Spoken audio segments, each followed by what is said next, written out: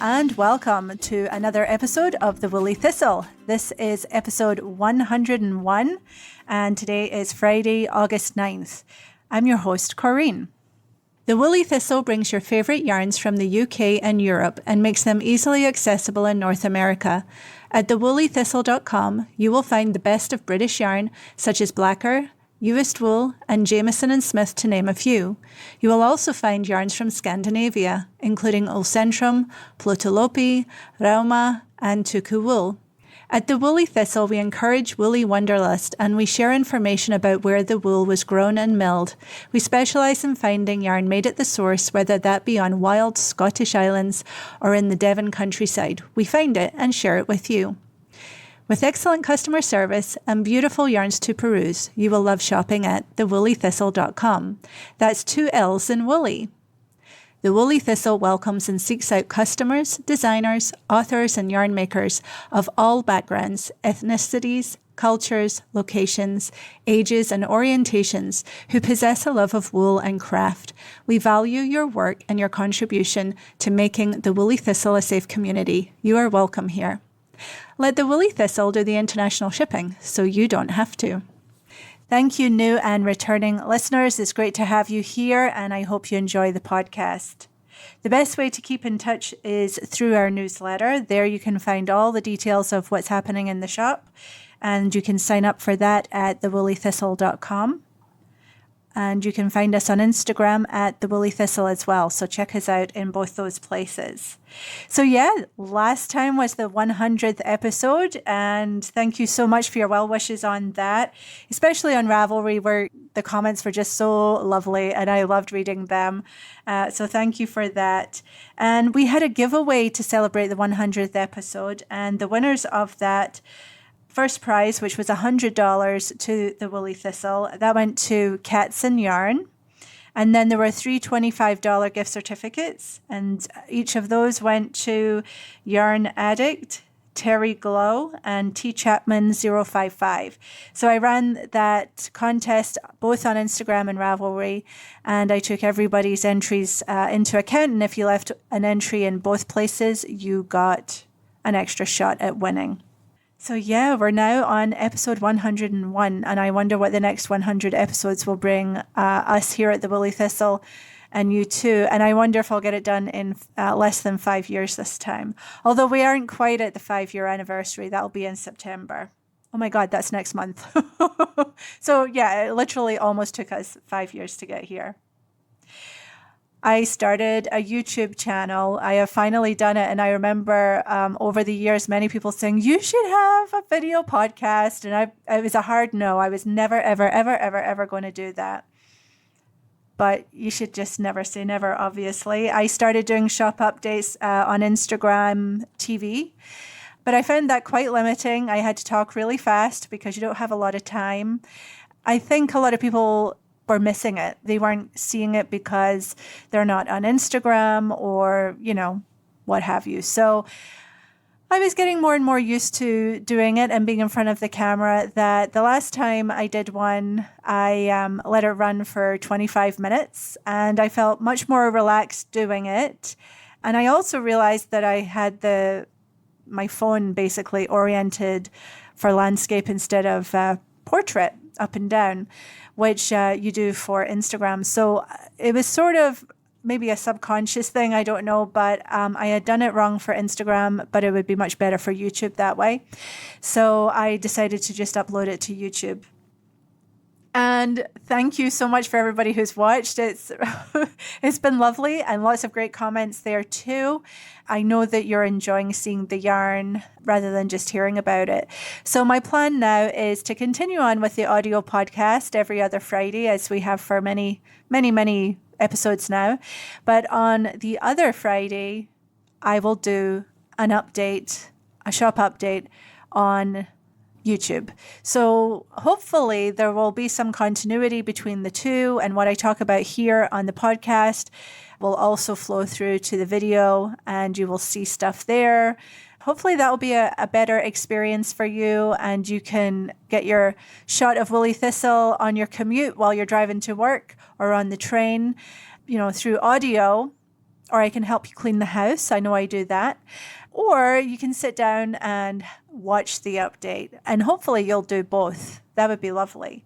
So I hope that this is going to work out for everyone, and I'm enjoying doing it. Actually, doing the video update, it's not really a podcast, but the video shop update is a lot less work than the audio podcast, but I love the audio podcast. Yeah, so that's new. And also, in case you missed it, the Woolly Thistle did donate $1,320 to Harriet's Hats charity, which is the MRI Makers of Shetland, and they are raising money for an MRI for the islands. And because you guys bought your Harriet hat kits here at the Woolly Thistle, I was able to donate all the profits from those sales, of which there were many, directly to the charity. And it went through a PayPal charity donation thing where PayPal didn't even take any of their cut. So every penny that was over and above the expenses of buying in that yarn went to the charity. So congratulations. I really, really appreciate that you did that. And I'm very excited to have had such a nice donation to give. And talking of charitable efforts and donations, I wanted to just let you know that Knit Beyond Borders, which is on Instagram, it's knit.beyond.borders, will be running another auction August 15th through the 17th. And the Woolly Thistle has been accepted to participate, which I'm super excited about.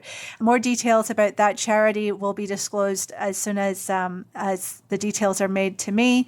I will be donating a coveted gift box from Marie Wallen.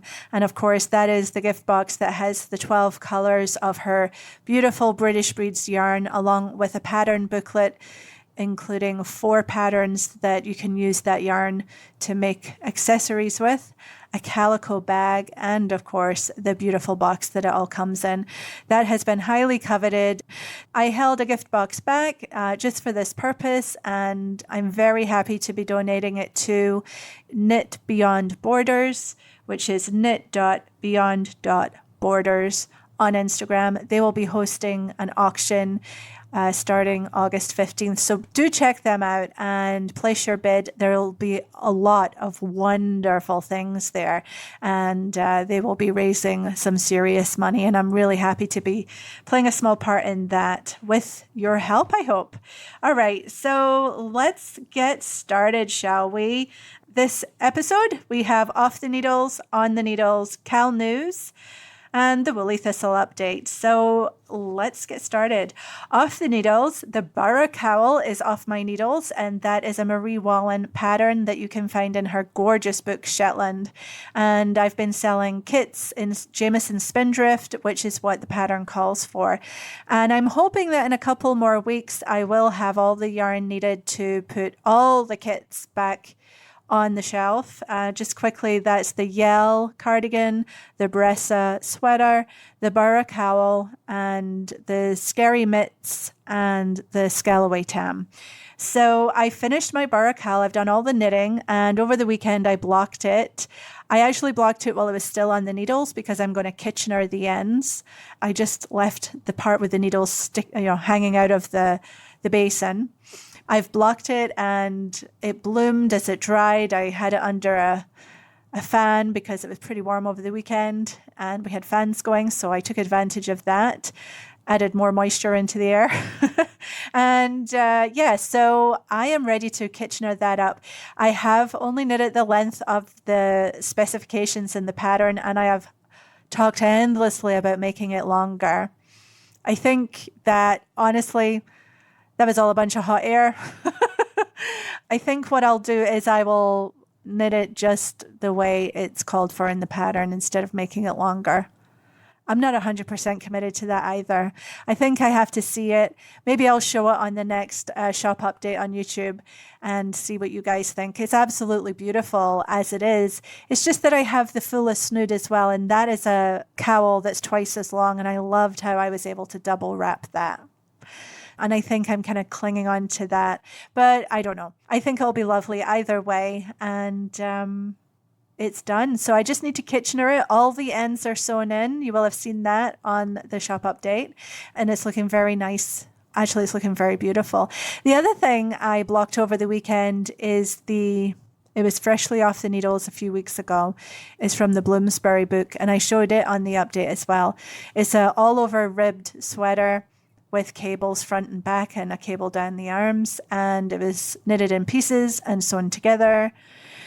And I'd sewn in all the ends, except that I hadn't blocked it yet. And actually, when I tried it on pre-blocked, I had blocked each individual piece before sewing it together. But once I put it all together, I hadn't blocked it yet. And when I tried it on, I didn't like the way it was sitting on me. And I thought, oh God, I'm never going to wear this. It looks lumpy and bumpy and it's horrible. I was really disappointed, actually. But I blocked it over the weekend, seeing I was doing the Borough Cowl. And I tried it on this morning. And what a difference a blocking makes. Like, my life must be so interesting to reinvent new knowledge so frequently. We all know that blocking makes a huge difference, yet I'm always surprised. So it did make a huge difference, and I'm going to really enjoy wearing that sweater now because those lumpy, bumpy bits are all gone, and it's sitting really nice. So that's a really lovely surprise. It shouldn't be, but it is. Okay, so that's off the needles. On the needles, I have 2 new projects, and both of them are sweaters. What the heck? So I think I was a bit scunnered with all the sweater knitting that I've done over the, course of a year, and I needed some smaller projects. So the Borough Cowl, the Lynn socks by Dawn Henderson, and My Fair Feet socks by Virginia Sattler-Reamer. Those are really nice, small, quick projects, and I really enjoyed them, and they kind of got things out of my system that needed to get out of my system. Last week I was sitting at home without any knitting because I'd finished everything. I mean, not everything. A knitter never has actually nothing on the needles, but there was nothing I wanted to knit on. Everything else is sort of in deep hibernation, so I had to cast something on, and I didn't know what I wanted to cast on. I'm always talking about what I'm dreaming about and what I'm fantasy knitting, but when it comes right down to it, I had a bit of a block. But I had taken out of storage my sweater's worth of Tidal yarns. Lovely, lovely Patricia of Tidal Yarns. And I had acquired a sweater's quantity of her yarn at Rhinebeck last year in October, and in a lovely purple colour with a nice lilac colour as well. So 5 skeins of the deeper purple and 1 of the lilac, and I'd gotten one of her gorgeous, very simple raglan sweater patterns for this yarn. And I'd taken that out of storage and had it sat near my chair because I love her yarn and I love her dye job and I love her. And I knew that I wanted to get knitting on this at some point, but it was the end of July, the start of August, and I don't know that I wanted to cast on a sweater that's in worsted weight. I felt like I wouldn't enjoy it. But turns out I was more lazy than anything and reached in and started, winding up a ball. I don't use a Swift or a ball winder personally. I always wind my balls by hand. So that's what I started doing. And once I'd done that, I thought, well, I might as well cast it on. It's only going to be a few stitches because I've knitted a few of her things before and I know how they start. And so I did that.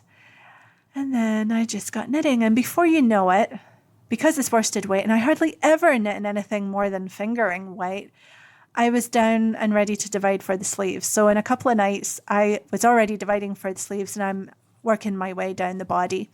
This is going to be done very quickly.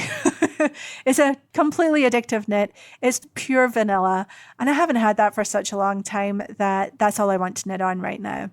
So I did take care to alternate skeins, especially when you put the sleeve stitches on the waist yarn. I'm making sure I keep some of that yarn back. I'm not using it all up in the body now. I've kept some back so that I can alternate the skeins in for the sleeves as well, because I have had that problem with hand-dyed yarn before where you get that nasty big line. Look at me thinking ahead. So yes, I am using some yarn management to keep the sleeves the same and so that they flow into the new skein as we work down the sleeves and hopefully avoid any hard lines.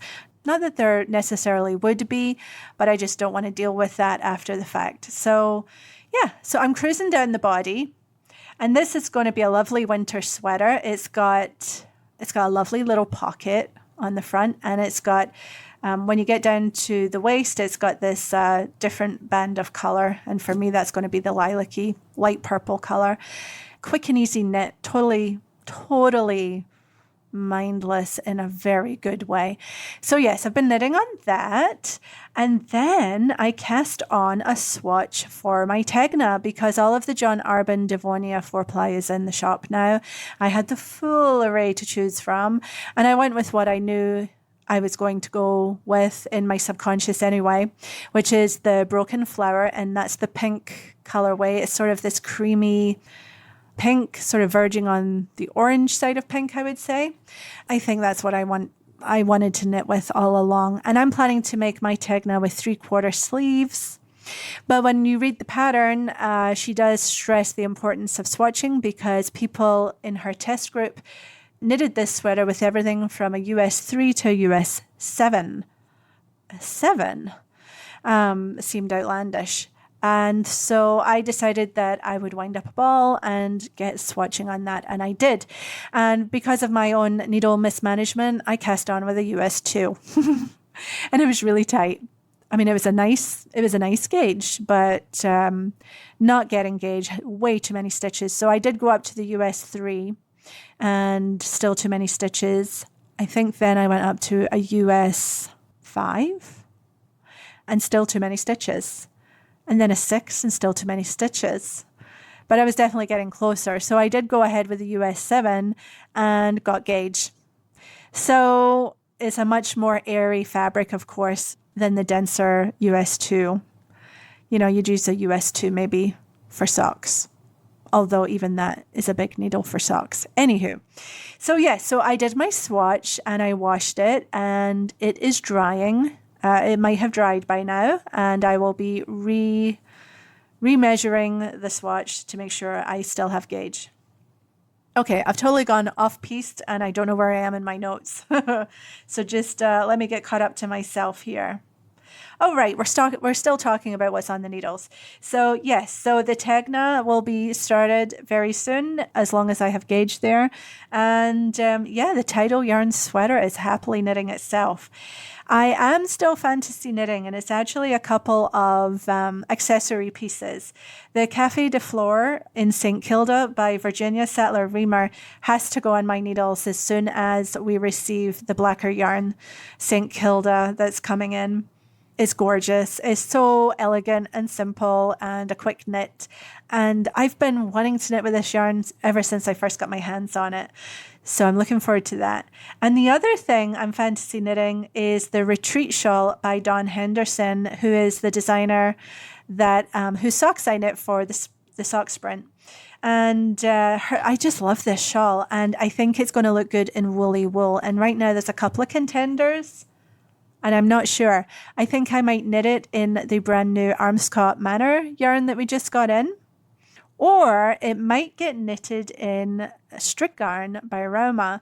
And that would be a way of me repurposing that gigantic pie shawl that I had no business knitting in the Strick Yarn. You know that whole story. It's in a timeout right now. I love it. I love knitting with that yarn very much. And I want to knit a lot more things in it. And maybe this will be the right thing for it. I'm not sure. I will get fantasy knitting on those and maybe actually start knitting on those as the tidal yarn sweater gets closer to being finished. Also, this came up over the weekend too. I heard from someone who was saying they wanted to knit a Gudrun Johnson hap, the big square hap, and I've knitted hers before, and I actually have on the needles a new hap in Jameson and Smith from her. It's the same one. It's the Hansel hap by Gudrun Johnson, and I have the square all but knitted for the center of the hap in Jameson and Smith 2-ply, and I think it's in the color 54, which is a very medium gray. But I have a heck of a time decreasing evenly, and so my square is not that square, and I don't have the right number of loops down the side, so that has been in timeout. But that is calling my name again too, because I think what's really lovely about that hap is it is a full square. You can double it over and wrap it around you, but it also can be knitted all in one color, or the pattern, the lace edging lends itself to being knitted with lovely colors. So that is calling me too, a bit like the sea. Yeah, I miss the sea. Anyway, right. So there's quite a few shawls or neck accoutrements in my fantasy knitting and my future knitting, which is all very good fun. And there'll always be sweaters, I'm sure. So that's everything that's on the needles in my head and actually off the needles. So let's move on. Cowl news. We are still running the Marie Wallen Cowl with my co-hosts Fibertown Emily, Fiber Trek Sarah, and Yarns at Yinhu Sarah. And this goes right through to Rhinebeck, which is not until October 20th or somewhere in there. And neither of the sweaters I'm knitting right now are Marie Wallen sweaters, so they don't qualify. But I will be casting on a Marie Wallen sweater. I have been leaning hard towards casting on her Yell sweater when we get the yarn in for that. Or I might just get out all her books that I have and see if there's anything else that I need to knit as part of this. So I've got a little more homework to do on that. We have her British Breeds yarn for her book Wildwood. We have her other books like Bloomsbury and Windswept and North Sea and various other books that all use Rowan felted tweed, which we also stock. And then, of course, we've got her Shetland book and the Spindrift. So much good choice. We're spoiled for choice. It's so much fun. So I will be casting on a Marie Wallen sweater, and it will probably also be my entry into my own sweater cowl, which will be the second annual sweater cowl that the Woolly Thistle has hosted. And that will be starting August 23rd and will run for approximately 8 weeks, finishing up the weekend of Rhinebeck. Yes, so that sounds good. So I'm hoping to double dip with a Marie Wallen knit that I can knit for the Marie Wallen cowl and my own sweater cowl. How about that? Marie Wallen's hashtags for Instagram are Marie Wallen cowl and Wallen along. So use them when you are posting photos so that we can see what you're knitting. There are some rules for the annual sweater cowl that we're hosting at the Woolly Thistle. But save the dates starting August 23rd. And we are in the process now of contacting the designers who may choose to offer you discount codes on some of their sweater patterns. And we are also requesting some contributions for designer prizes. So this is going to be a fantastic giveaway. Last year's was really fun. A lot of you knitted your first sweater in our cowl last year, and I wonder what you're going to come back and do this year. What else? We're still, I think, very inclusive in that we don't have too many rules. But one of the rules for the sweater cowl is that you use at least 80% yarn that you've purchased at the Woolly Thistle. I'm not going to check that you're actually complying with that, but that is the good faith effort, that you use yarn that you've purchased from the Woolly Thistle, or at least 4/5 of it, of your project. And that the project be an adult size sweater with sleeves, or if it's an all over colorwork piece, it can be a vest. A few of you are asking if I'm going to stock kits for Mary Jane Mucklestone's colorwork vests. And I've been thinking about doing that for a long time, and I think I should just get on with that and do it. So watch the space for that, because I think that would be a fantastic entry. Some of hers, I think the Vol Vest is in DK weight.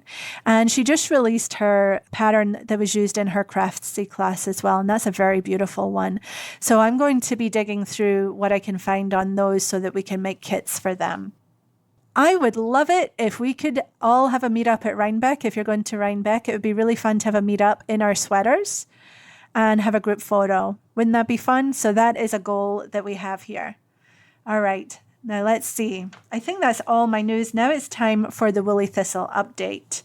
And of course, as always, the Woolly Thistle is doing great. Even though it's August, you guys are knitting away, as am I, as I've just told you. And so the Woolly Thistle is managing to get through the summer just fine. So thank you very much for shopping with me.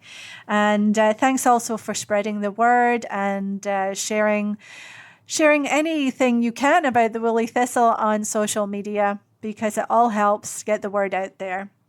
Okay. Brand new yarns. We have 2 of them at the Woolly Thistle right now. We have Armscott Manor, which is a DK weight in 4 natural shades, going from cream through to a very, very dark brown, a beautiful dark brown. It's a Black Welsh Mountain breed. And so let me tell you a bit about Armscott Manor. They're a very special yarn. And we're delighted to bring you this new special yarn from Armscott Manor in South Warwickshire in England. Armscott Manor is a Jacobean house that was built by John Halford, a wool merchant, back in the early 1600s.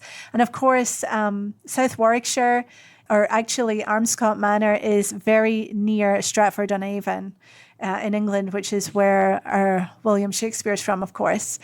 Deborah Williams has lived at Armscott Manor with her family for 25 years, and more recently they embarked on keeping and breeding Portland sheep, which is an at-risk breed.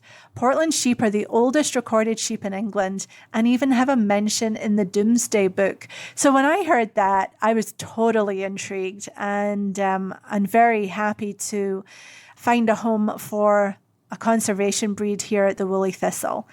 Armscott Manor also keeps a small flock of Black Welsh Mountain sheep and has blended both fleeces to varying degrees to come up with lovely shades of grey, all of which are now available at the Woolly Thistle. And their yarn is spun at the Natural Fibre Company. So they have the Portland sheep, which is a very pretty sheep, very, very sweet face, and they are white or cream. And then they have the Black Welsh Mountain, which is a very, very dark brown. And when you blend those two together, depending on the mixture, you get grey. And so they have Portland with a dash of Black Welsh Mountain, and then they have Portland with a splash of Black Welsh Mountain. And those two are 2 sort of medium greys, one slightly lighter than the other one. So there's 4 gorgeous colors. You guys have been purchasing it yourselves, which I really appreciate, because this is a rare breed. It's also an at-risk breed, a conservation breed, and so we're helping maintain this stock.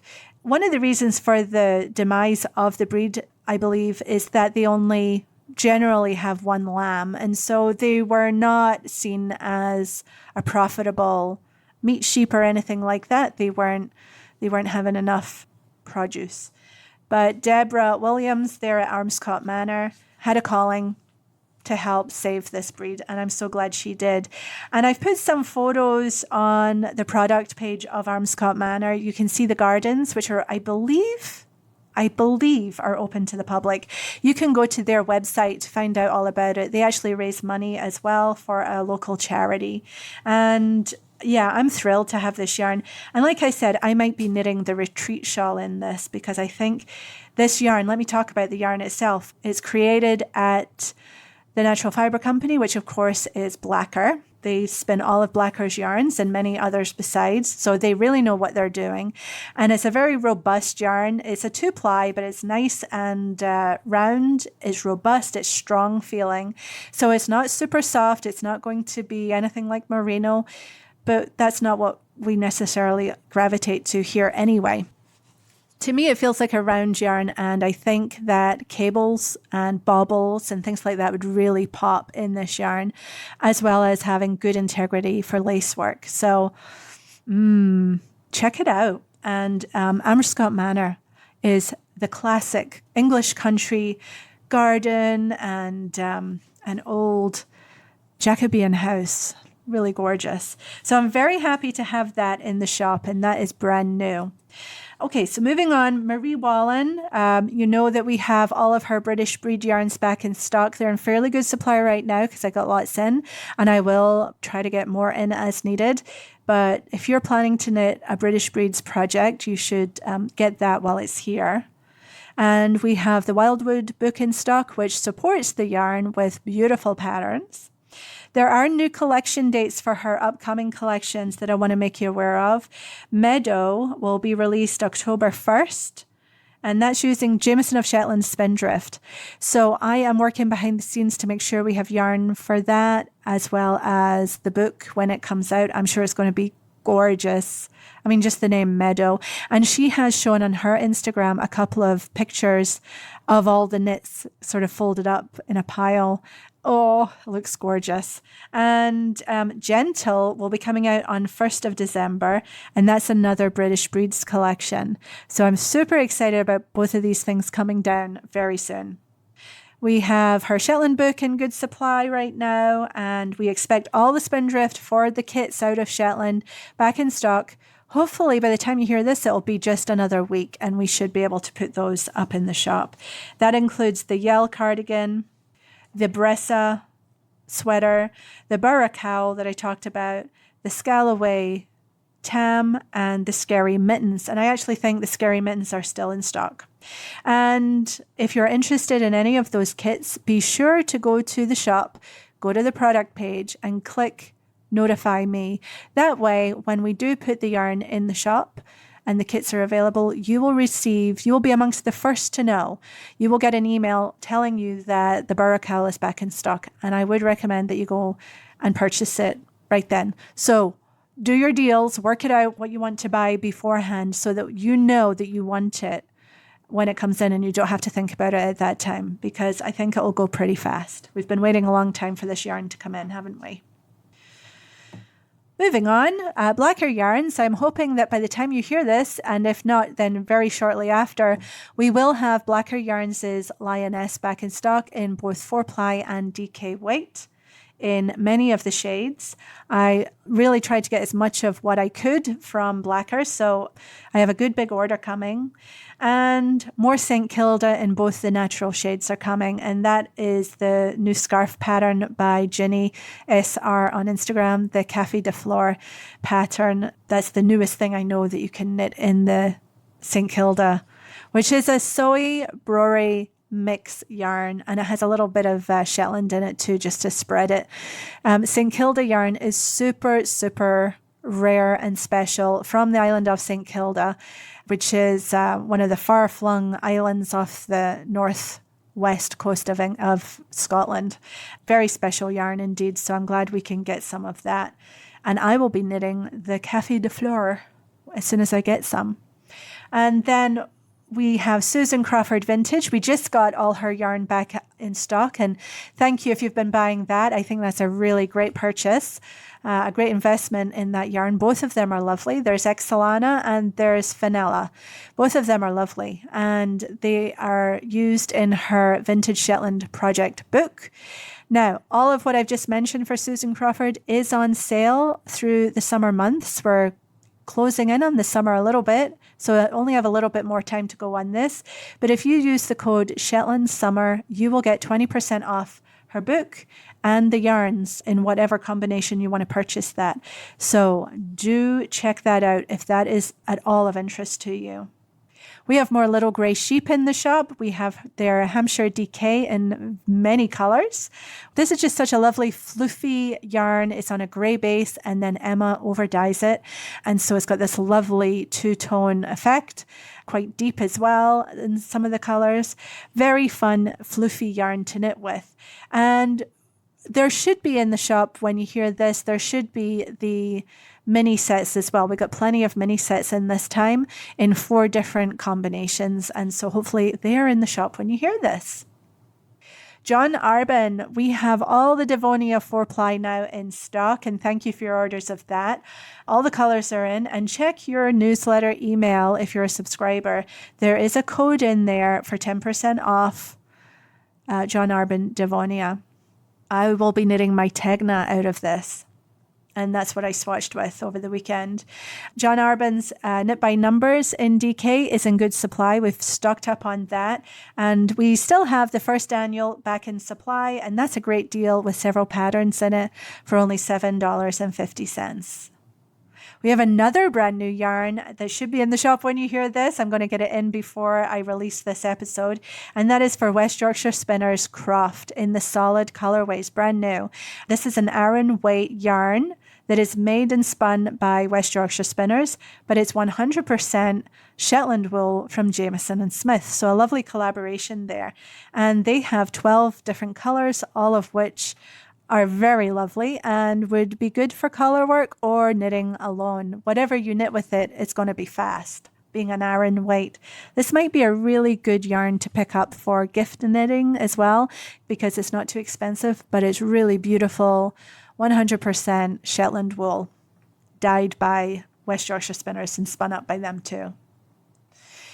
Okay, let's see what else. I think other than that, everything is just ticking along. We have plenty of Letlopi and Plotalopi, plenty of Tuku and Rauma, plenty of Jameson and Smith. So we're in good supply here. We're ready and waiting for you to come and shop with us. We have plenty of books as well, so do check out our book offering as well. The summer hours seem to be working out pretty well here. When the kids got out of school, we closed down on Monday, and we are here for operations Tuesday through Friday. So it's been really lovely to get that extra time off with our families over the summer, because all of us here are working mums, and so that I think is valued. So if you place an order after midday on Friday, it doesn't ship out until Tuesday. And thank you so much for your lovely patience about that. We will resume 5 days a week when we go back to school. But it seems to be working out really well, and we're doing everything we can to get your orders out as fast as possible, with the exception of being closed on Monday. So I think that's all my news for now. I hope you've enjoyed this episode. I will see you on YouTube next Friday, and I hope to see you in the shop in between all of that too. So I think all that's left to say is, if you go out, take your knitting. Bye-bye.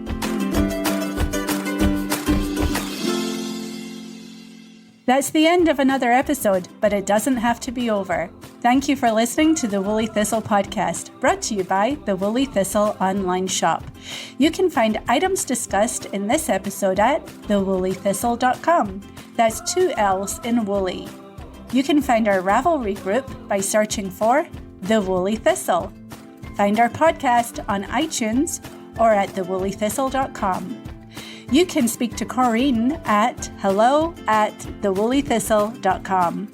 Follow The Woolly Thistle on Instagram at The Woolly Thistle, and join our newsletter for subscriber specials and all the news right on thewoollythistle.com.